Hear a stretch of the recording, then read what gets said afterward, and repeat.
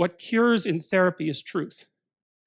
That's the curative. Now there's exposure to the things you're afraid of and avoiding as well, but I would say that's a form of enacted truth, because if you know there's something you should do by your own set of rules and you're avoiding it, then you're enacting a lie.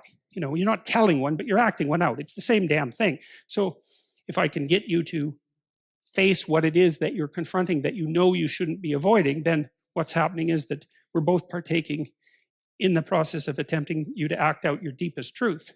And what happens is that that improves people's lives, and it improves them radically. And the evidence, the clinical evidence for that is overwhelming.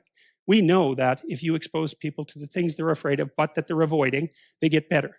And you have to do it carefully and cautiously and with their own participation and all of that. But of all the things that clinicians have established that's credible, that's number one. And that's nested inside this deeper realization that the clinical experience is redemptive, let's say, because it's designed to address suffering, insofar as the people who are engaged in the process are both telling each other the truth.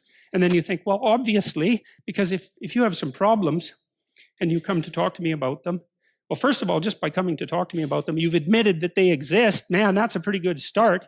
And second, well, if you tell me about them, then we know what they are. And then if we know what they are, we can maybe start to lay out some solutions, and then you can go act out the solutions and see if they work. But if you don't admit they're there and you won't tell me what they are, and I don't, and I'm like posturing and acting egotistically and taking the upper hand and all of that in our discussions, well, how the hell is that going to work? You know, it might be comfortable moment to moment while we stay encapsulated in our delusion, but it's not going to work. So a lot of that seems, if you think it through, it seems pretty self-evident. And, you know, Freud thought that repression was at the heart of much mental suffering.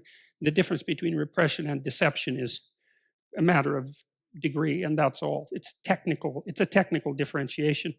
And Alfred Adler, who was one of Freud's greatest associates, let's say, and much underappreciated, I would say, he thought that people got into problems because they started to act out a life lie. That's what he called it, a life lie. That's worth looking up, because Adler, although not as charismatic as Freud, was very practical and really foreshadowed a lot of later developments in cybernetic theory. And of course, Jung believed that you could bypass psychotherapy entirely by merely making a proper moral effort in your own life. And Carl Rogers believed that it was honest communication mediated through dialogue that had redemptive consequences. And the behaviorists believe that you do a careful microanalysis of the problems that are laid before you and help introduce people to what they're avoiding. It's like all of those things to me are just secular variations of the notion that truth will set you free, essentially.